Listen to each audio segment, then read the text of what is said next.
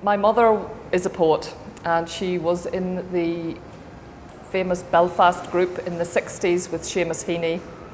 So I have always had words in my life. I have always assumed that they were fun and accessible and there for us, there for me to use. Because I think if, as children, we don't get that sense of lunacy and rhythm and fun and involvement, then it's hard later in life to bring poetry into our bloodstream. That I'm amazed in Colombia how people seem to have poetry in their bloodstream. The wild cattle of Swona Island, Orkney. They've lived there for years, the Aurochs, since the last inhabitants left them with the island, casting off into fierce, conflicting tides. 2 bulls, 4 calves, and 6 cows roam the boggy fields, hoof prints like runes across abandoned acres. Once a year, a vet makes the journey. He watches them from a distance, the way a cow rests the bulk of her rib cage on the soggy earth, the way the last boat, bleached on the rucked shore, arcs its empty ballast, holes worn through by scratching hides. The days fall away like rust flakes off the useless gates.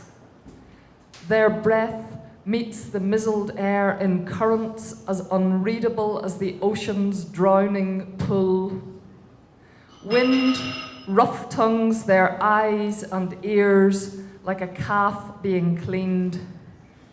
They are the part of us, warm breathing, that will always return, that never left. I've always been interested in people's lives. I've always been fascinated by individuals who don't conform to convention, whose genius is oddly connected to some sort of madness. The pattern of society that tries to box us in. I've always been fascinated by other writers, by dancers, by creative people, by women in the Bible. Lives, the truth of real lives, not the given version that we are expected to take on board. I've always loved the truth of life and the bizarre nature of being alive. Van Gogh's brother, Vincent. The weaver in the turfy dusk, bowing his labouring back to lean into his wooden loom as though it were an upright piano, lacquered by the window's melancholy beam. The worn shuttle, a strong heartbeat through the cool warp of camphored silence. The artist's hungry pulse, no match for its unfaltering staccato song. To have a brother die before you with your name must be like sitting at that loom in the mean light of your own disregarded picture as your fingers feel the pattern forever pushing through from the other side. Politics will trap us in a flat language of binary opposites. And if we get trapped in the language of conflict, then what hope is there? The only hope is in making language breathe and in giving a new generation the belief that they can articulate in ways that we have not yet imagined. Even in Northern Ireland, the language of peace is sometimes handed to us as a ready-made formula, and that's no good. And if language is breathing, there's room for dialogue, and if there's room for dialogue, there is room for hope. It's never going to be easy, but we have to keep saying it, and we have to keep speaking to the other. Everybody must be heard, and everybody must be spoken to. There is no hope if you close down and you only choose to hear what you want to hear. You can never go home. She is speaking of books. It is absurd. My godmother, who has pancreatic cancer, has to wait for me to recover, hungover on a park bench, my guilt keeling off the edge of Clapham Common with Herman Hesse, Thomas Mann, books she says she'll leave to me when she dies in 2 years. She has planned euthanasia. She says, we all do silly things. I once drank a whole bottle of Baileys. I swore I was never going to drink again, but even that passes.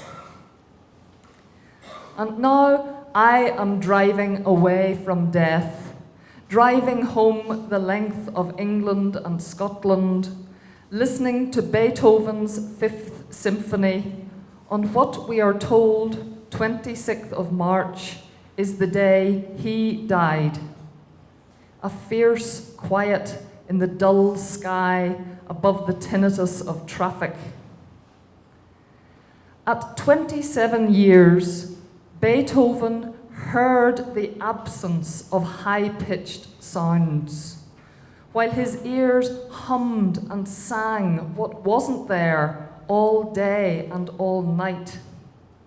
He could only hear the tone, not the words of someone speaking. Yet if anyone shouted, he found it insupportable. Illness driving a rough track through the rooms of his house like an atlas of solitude, warm baths of Danube water, plates of half-eaten food, an unemptied chamber pot beneath the piano strings frayed and broken by his attempts to hear his own playing, to play loud enough for his own hearing. Risi does not believe in a creator. She has outgrown the need to blame the tumour on anything. The bottles of avocat she once drank, as though, while the cells of our happiness replicate, they are all along growing a solid, silent sorrow. After his death, they found vast wine merchants' bills in Beethoven's quarters, and the famous conversation books used by visitors to conduct a dialogue. Risi didn't broach her plans for death. How do we fathom the empty, unimaginable, opposite of echo, unanswering, ourselves that high note which we will cease to hear, anticipated lack of us, more an uncontrollable ringing in the ears all day and all night than the ghost of deafness.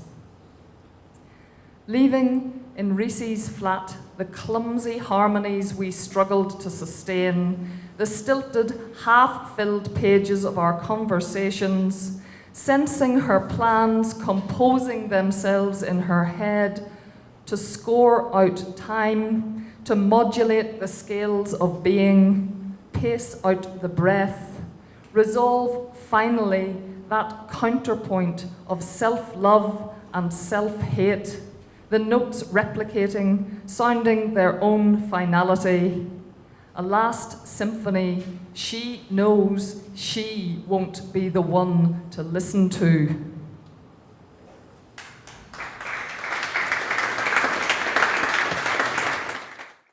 I am amazed. I think it is a feat of organisation, having